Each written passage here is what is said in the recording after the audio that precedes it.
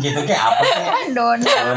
Ada aku bilang kayak ini yuk kita bombardir negara lain gitu kan. Terus katanya, gue lagi sakit nih nggak bisa, katanya dia habis ditembak-tembak gitu. Kenapa gue kayak ditembak-tembak gimana gitu kan. Katanya dia ini lagi perang lawan Iran kan. Aku bilang oh yaudah deh gue ajak main Iran aja gitu. Aku udah bicara loh, Iran main yuk, main apa? Main bola sama Messi, sama Ronaldo, sama Mbappe. Nggak mau, katanya dia ini mau olah minyak.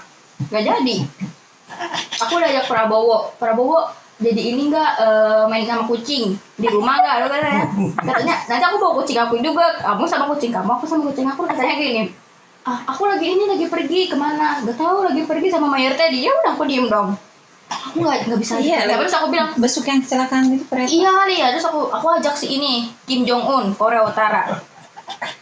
Main yuk, tapi aku sekolah dulu, nanti jam 2 aku ke rumah kamu gitu. Kata dia nggak bisa juga. Makanya aku pulang sekarang.